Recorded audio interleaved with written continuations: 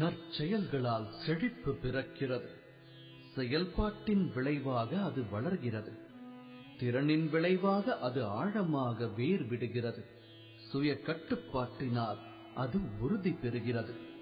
அறிவு, நல்ல குலத்தில் பிறப்பு, சுய கட்டுப்பாடு, சாத்திர ஞானம், ஆற்றல், வம்பளப்பு இல்லாமை, சக்திக்கு தகுந்தபடி தானம், நன்றி அறிதல், இந்த 8 குணங்களும் மனிதர்களின் உலகில் சொர்க்கத்தை குறிப்பதாகும்.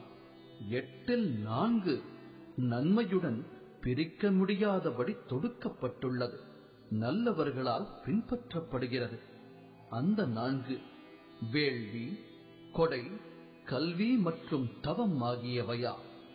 அதே வேளையில் தன்னடக்கம், உண்மை, எளிமை, எவருக்கும் ஊறு இழையாமை ஆகிய ஏனைய 4ம் சன்மார்க்கத்திற்கு வழிகாட்டிகளாகும்.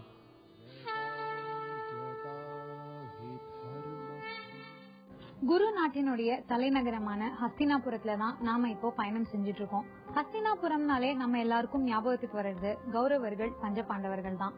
பஞ்சபாண்டவர்களை பத்தி தான் இன்னைக்கு நம்ம பார்க்க போறோம். பஞ்சபாண்டவர்கள் ஒருத்தருக்கு ஒருத்தர் விட்டு கொடுத்துக்காதவங்க, ஒவ்வொருத்தரும் தனித்திறமை வாய்ந்தவங்க. இதுல முதன்மையானவர் யுதிஷ்டிரர். யுதிஷ்டிரர்னாலே தர்மம்னு நம்ம எல்லாருக்கும் தெரியும். எதையுமே தர்க்கபூர்வமா யோசிக்கிறதுனால ரொம்பவே நிதானிச்சு செயல்படுவாரு. டீமன்னா பலசாலி, மல்யுத்த வீரர். அண்ணன், தம்பி, திரௌபதி, குந்தி இவங்களுக்காக எதையும் செய்யக்கூடியவர்.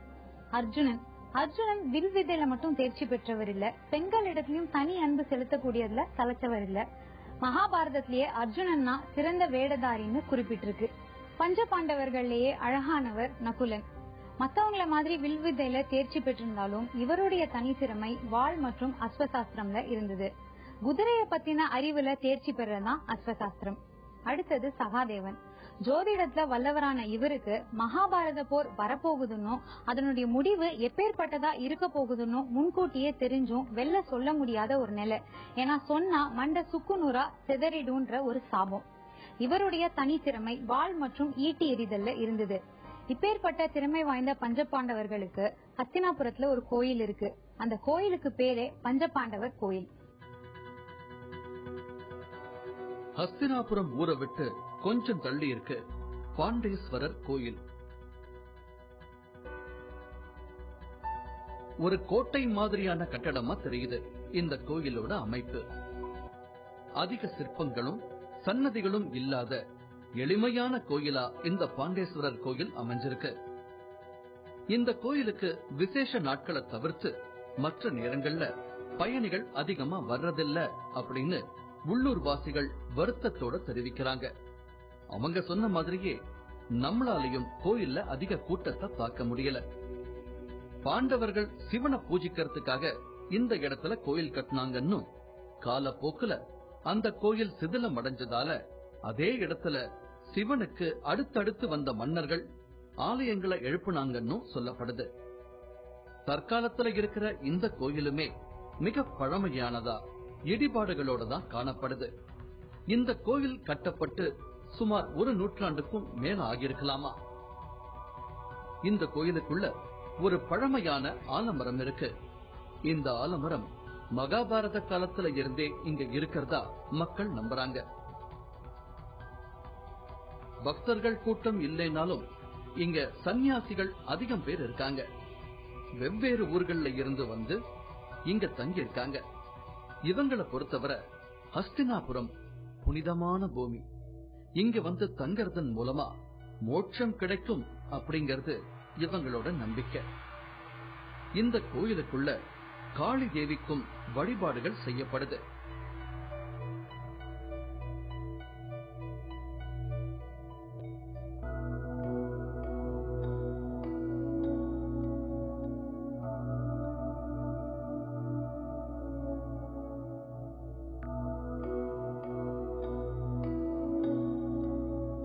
இந்த கோயிலை புதுப்பிச்சு தரணும்னு உள்ளூர் மக்கள் அரசாங்கத்துக்கு தொடர்ந்து கோரிக்கைகள் வச்சுக்கிட்டே இருக்காங்க.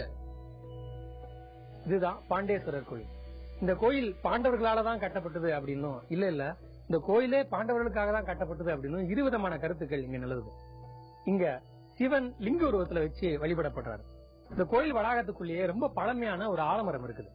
இது மகாபாரத காலத்துல இருந்து இங்க இருக்கிற ஆலமரம் அப்படின்னு இந்த ஊர் மக்கள் ரொம்ப உறுதியா நம்புறாங்க. இதுதான் அந்த ஆலமரமும் கூட. அடுத்தபடியா இதே மாதிரி இன்னொரு பழமையான இடத்தை தேடிதான் நான் போவேன்.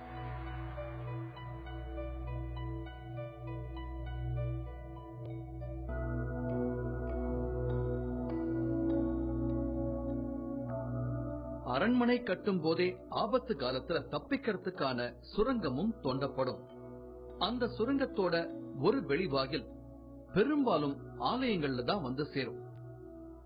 அந்த வகையில ஹஸ்தினாபுர அரண்மனையிலையும் ஒரு குகை இருந்ததாவும், அந்த குகையோட வாசல் இப்பவும் இந்த ஆலயத்தோட வளாக பகுதியில தெரியறதாவும் நாம கேள்விப்பட்டோம். இப்போ அந்த குகையை தேடித்தான் போறோம்.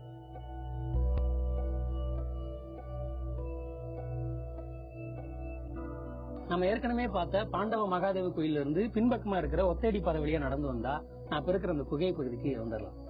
இதுதான் அந்த மகாதேவர் கோயிலையும் பாண்டவர் வாழ்ந்த இடத்தையும் இணைக்கிற குகை பகுதி இருக்கிற இடம் அப்படின்னு சொல்லப்படுற இடம். இங்க இருக்கிற கரும்பறைகள் எல்லாம் பார்க்கும் பொழுது இது ரொம்ப பழமையான பாறையா இருக்கும் அப்படின்னு இங்க உள்ள ஆய்வாளர்கள் இப்பவும் நம்புறாங்க. பொதுவா மகாபாரதத்தை பத்தி 2 விதமான கருத்துக்கள் நிலவுது.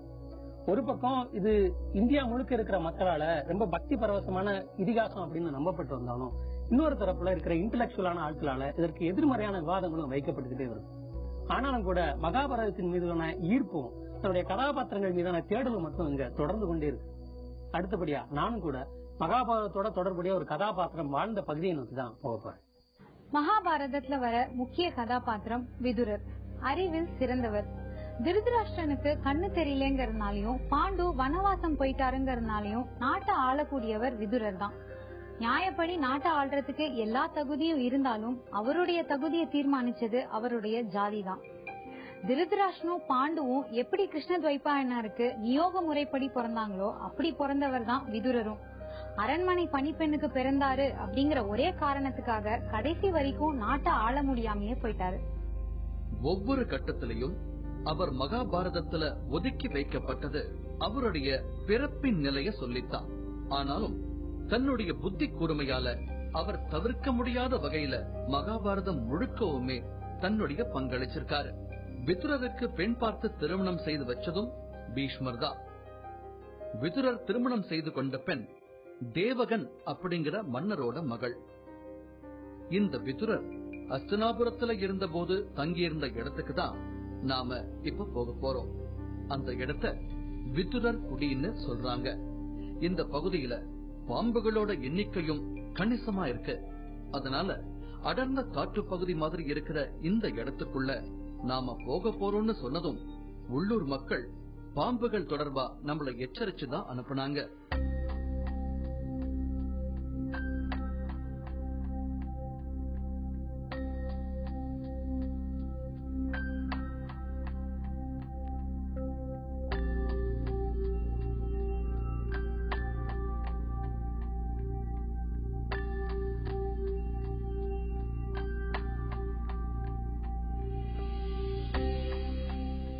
குன்று மாதிரியான ஒரு ஏற்றத்தை தாண்டி வந்தோம் அப்படின்னா ஹஸ்தினாபுரத்துல விதுரர் தங்கி இருந்ததா நம்பப்படுற விதுரர்குடி அப்படிங்கிற இந்த இடத்துக்கு வந்துடலாம்.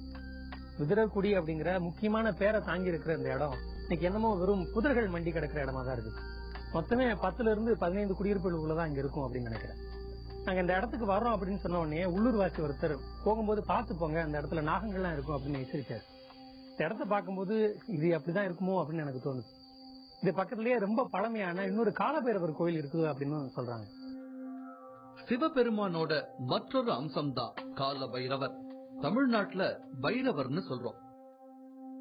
குருதெய்வ வழிபாடா இருந்த பைரவர் வழிபாடு மெல்ல மெல்ல ஆகம விதிகள் கொண்ட ஆலயங்களுக்கும் பரவிச்சு. காவல் தெய்வமா வழிபடப்படுற கால பைரவர் பார்க்கறதுக்கு ரொம்ப உக்கிரமான ஒரு தெய்வம். கபாலிகர்கள், அகோரிகள் மாதிரியான உக்கிரமான துறவரத்தை ஏத்துக்கிட்டவங்க வழிபடுற கடவுள் கால பைரவர். கர்நாடகாவில வாடுற கவுடர் இன மக்கள், காஷ்மீர்ல இருக்கிற கோரா இன மக்கள், நேபாளத்தை சேர்ந்த நேவார் இனத்தவர்கள், இவங்க எல்லாருக்குமே முக்கிய கடவுளும் குல தெய்வமும் கால பைரவர் தான். வட மாநிலங்கள்ல உத்தராகண்ட் பகுதியிலையும் மற்ற சில பகுதிகளிலும் கால பைரவரை வழிபடுறாங்க. அதுல குறிப்பிடும்படியான ஒரு இடம்தான் உத்தரப்பிரதேசத்தில் இருக்கிற இந்த அஸ்தினாபுரம். பல வருடங்கள் இயற்கை சீற்றங்களாலையும் படையெடுப்புகளாலையும் பராமரிப்பில்லாம இருந்த இந்த ஆலயம் இப்போ மக்கள் வழிபட ஏற்ற இடமா மாற்றம் அடைஞ்சிருக்கு. மகாபாரதத்துல ரொம்ப இன்ட்ரெஸ்டிங்கான ஒரு கேரக்டர் இருக்கு. வில்வித்தையில அர்ஜுனனுக்கு நிகரான கதாபாத்திரம் அப்படின்னு சொல்லலாம். அடுத்தவங்களுக்கு கொடுத்து உதவுற கொடைத்தன்மையில அவருக்கு நிகரா யாருமே இல்லை அப்படின்னு சொல்ற அளவுக்கு ஒரு பெரிய கொடை வள்ளல் அவர் அப்படின்னு சொல்லலாம். சாக போறோம் அப்படின்னு தெரிஞ்சும் கூட மகாபாரத போர்ல கலந்துகிட்டு நட்புக்கு இலக்கணமா இருந்த ஒரு கதாபாத்திரம் அப்படின்னு சொல்லலாம். இன்ஃபேக்ட் வட இந்திய மக்களோட நம்ம தமிழ்நாட்டு மக்கள் மனசுல ரொம்ப நெருக்கமான ஒரு கதாபாத்திரம் அவர் அப்படின்னே கூட சொல்லலாம். நான் யாரை பத்தி சொல்றேன் அப்படிங்கறத இந்நேரம் நீங்க யூகிச்சிருப்பீங்கன்னு நினைக்கிறேன். கர்ணன். அப்பேற்பட்ட கர்ணனோட நினைவா இங்க எதுவும் இடங்கள் இல்லாமலா போயிரும். அப்படி ஒரு இடம் இருக்கு. அடுத்துதான் நாம அந்த இடத்துக்கு தான் போறோம். மகாபாரதம்ல விதுரருக்கு அடுத்தது ஜாதியின் பெயரால தொடர்ந்து ஒதுக்கப்படுற ஒரு கதாபாத்திரம் கர்ணன். என்னதான் திறமசாலியா இருந்தாலும் இவரை மட்டம் தட்டுறதுக்காக மத்தவங்க உபயோகிக்கிற சொல் நீ சூதன் தானே அப்படிங்கறதுதான். குந்திக்கு திருமணத்துக்கு முன்னாடியே கர்ணன் பிறந்துட்டாரு அப்படிங்கறதுனால குழந்தைய ஆத்துல மிதக்க விடுறா குந்தி. சூரியனுடைய அம்சமான கர்ணன் அர்ஜுனனுக்கு நிகரா வில்வித்தையில சிறந்து விளங்குறாரு. என்னதான் சிறந்து விளங்கினாலும் இவரை செயல்படாம தடுக்கிறாங்க 5 பேர். கிருஷ்ணர், துரோணர், அர்ஜுனர், குந்தி, இந்திரன். இதெல்லாம் தாண்டி தன்னுடைய வள்ளல் தன்மையினால இன்னைக்கும் மக்கள் மத்தியில பெருசா பேசப்படுற ஒரு கதாபாத்திரம் கர்ணன். அப்பேற்பட்ட கர்ணனே உட்கார்ந்து பூஜை செஞ்சதா ஒரு கோயில் அஸ்தினாபுரத்துல இருக்குன்னு சொல்றாங்க. அந்த கோயிலுக்கு பேரே கர்ணன் கோயில். துரியோதனன் கர்ணனுக்கு ஒரு நாட்டையே நட்புக்கான பரிசா அளிச்சாரு. அந்த நாட்டுடைய பெயர் அங்க தேசம். கர்ணன் அஸ்தினாபுரத்துல இருக்கும்போது வழிபட்ட ஒரு ஆலயத்துக்கு தான் இப்ப நாம போறோம். அவமானப்படுத்துதல், அதுவும் ஒருவரின் பிறப்பு குறித்து கீழ்த்தரமா, அதுலயும் சபையில எல்லாருக்கும் முன்னால பேசினா ஒரு மனிதன் எவ்வளவு மனவேதனைக்கு ஆளாக்கப்படுவான் அப்படிங்கறதோட எடுத்துக்காட்டுதான் கர்ணன் கதாபாத்திரம். திறமையை விட ஒருவனின் பிறப்பு தான் முக்கியமானதுன்னு மகாபாரதத்துல பல கதாபாத்திரங்கள் யோசிச்சிருக்கு. இதுக்கு பலியானவங்களோட பட்டியல் மிக நீளமானது. விதுரர், ஏகலைவன், திருதராஷ்டிரருக்கும் பணிப்பெண்ணுக்கும் பிறந்த யூத்சு, இடும்பி, கர்ணன், இப்படி அந்த பட்டியல் நீண்டுகிட்டே போகுது.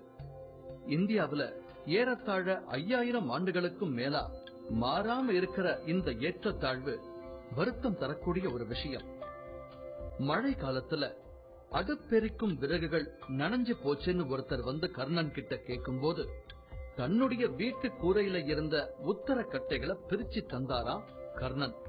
இப்படி அவர் தானம் கொடுத்த செய்திகள் மகாபாரதத்திலையும் வாய்மொழி கதை பாடல்கள்லயும் ஏராளமா இருக்கு.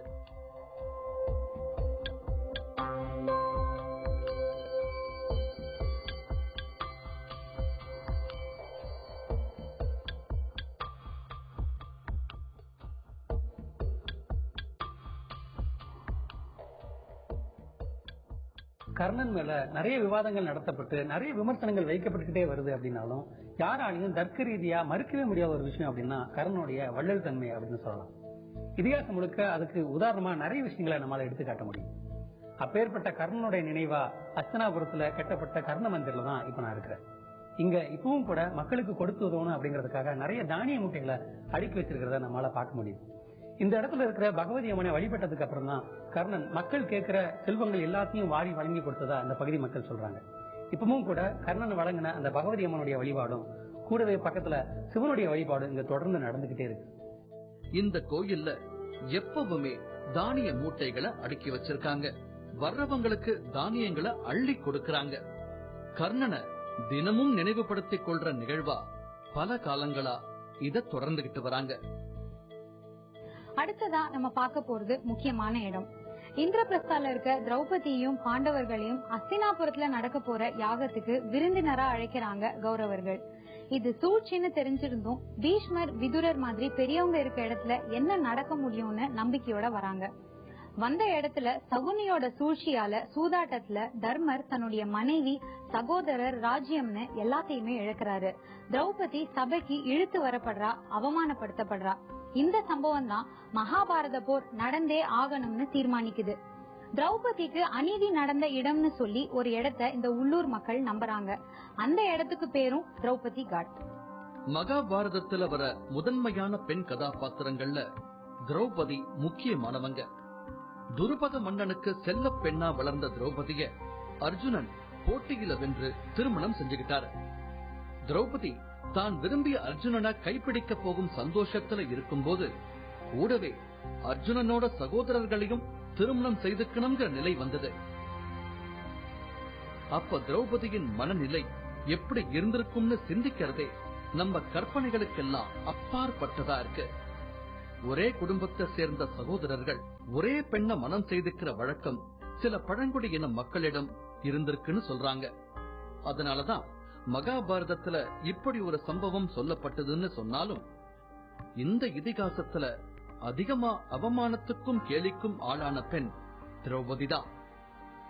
அதுக்கு ஒரு காரணம் திரௌபதி 5 பேரை திருமணம் செய்ததுதான். இதை நியாயப்படுத்துறதுக்காக திரௌபதி நித்திய கண்ணி வரம் வாங்கின பெண் அப்படின்னு சொல்றாங்க. ஆனாலும் கூட வருடத்துக்கு ஒரு கணவன் அப்படின்னு திரௌபதி வாழ்ந்தது மகா கொடுமையான ஒரு விஷயம்தான். பாஞ்சாலிக்கு 5 கணவன், அதெல்லாம் சரி, கதையை மாத்த முடியாது. அப்ப இதுக்குள்ள என்ன கொண்டு வரலாம் அப்படிங்கும்போது கற்பு என்கிற ஒன்றை கொண்டு வருகிறார்கள். இந்த கற்பு என்ன அப்படின்னு சொல்லி பாத்தீங்கன்னா, பாஞ்சாலி ஒரு கணவனோடு குடும்பம் நடத்திட்டு வெளியே வந்தானா கற்புடையவளாக திரும்ப கன்னித்தன்மை உடையவளாக மாறிவிடுவாள். திரும்ப அடுத்த ஒரு கணவனோட அந்த கன்னித்தன்மையோடு போய் குடும்பம் நடத்துவாள் என்று இந்த கதையினுடைய போக்கு இருக்கிறது. ஆக 5 கணவனோட அவ வாழ்றான்னா ஒருத்தரோட வாழ்ந்து வெளியே வந்து கன்னித்தன்மையோட ஆயிடுவான்.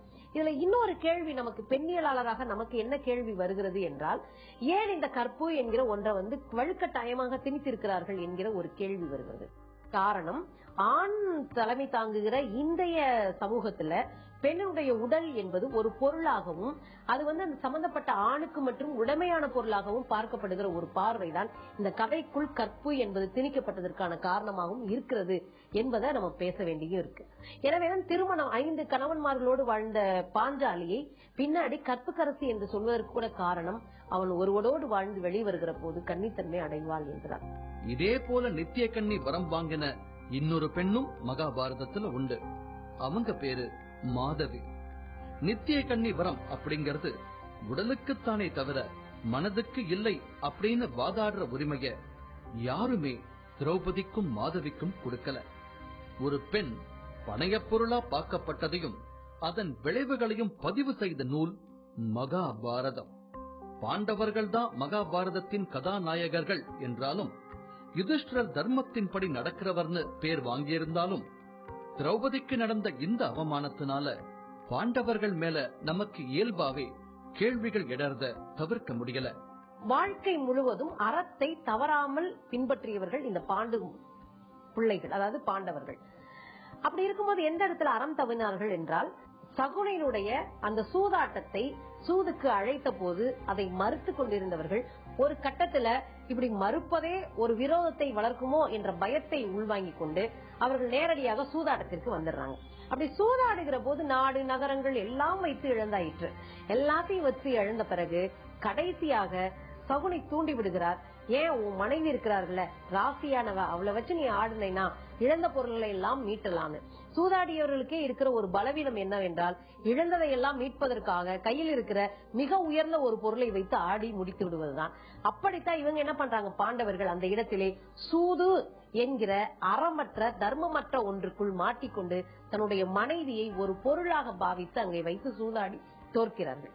சூதாடி தோற்கிற போது மனைவியை சூதாடிய பிறகு அவள் ஒரு பொருளாக எதிரி எடுத்துக் கொள்கிறான். அப்ப எதிரில இருக்கிற துரியோதனனா இருக்கட்டும், அவருடைய துச்சாதனனா இருக்கட்டும், அவருடைய தம்பி துச்சாதனனா இருக்கட்டும், கர்ணனாக இருக்கட்டும், எல்லோரும் இந்த பெண்ணை அவமானப்படுத்துகிற குறியோடு அவளை சபைக்கு, அரசு சபைக்கு அழைத்து வர செல்கிறார்கள். அப்ப மாதவிடாயாக இருக்கிற பாஞ்சாலி அரசு சபைக்கு வரக்கூடாது என்ற தர்மத்தை சொல்லுகிறார். அதெல்லாம் கிடையாது, நீ வா, இல்லை என்றால் உன்னுடைய கூந்தலை பற்றி இழுத்து வர சொல்லி இருக்கிறார். அதே மாதிரி துச்சாதனம் போறாரு, இழுத்துட்டு வர்றார். வந்துட்டு ஆடை களையப்படுகிறது ஒரு அரசவையினுடைய மத்தியிலே நின்று. இதையெல்லாம் பார்த்து கொண்டிருக்கிற ஒரு அவல நிலைக்கு இந்த பாண்டவர்கள் தள்ளப்பட்டார்கள்.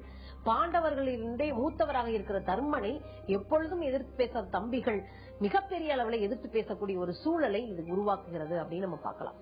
எனவே அறம் தவறுவது என்பது என்ன அப்படின்னு சொன்னா, தன்னுடைய வாழ்நாளினுடைய சில குறிக்கோள்களை வைத்துக் கொண்டே வாழ்க்கை நடத்தி கொண்டிருப்போம்.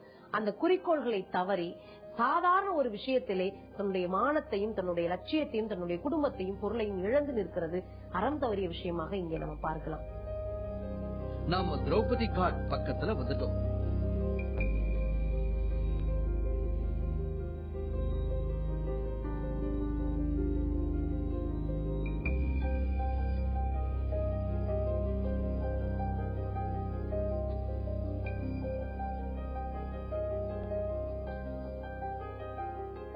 மகாபாரதத்துல நிறைய சிந்தனையை தூண்டக்கூடிய, எல்லாராலும் உன்னிப்பா கவனிக்கப்படக்கூடிய ஒரு கதாபாத்திரம் அப்படின்னா அது திரௌபதியோட கதாபாத்திரம் தான்.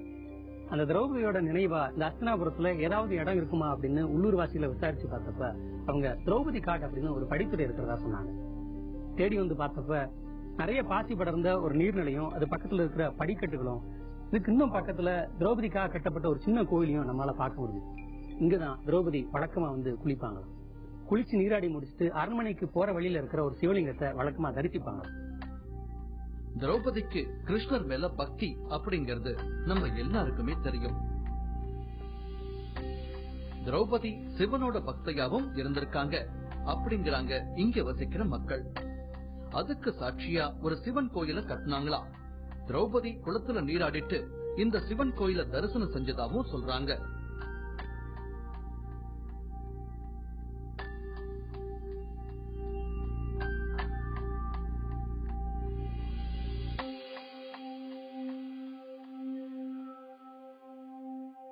இன்னைக்கு நாம நிறைய முக்கியமான இடங்களை ஹஸ்தினாபுரத்துல பார்த்தோம்.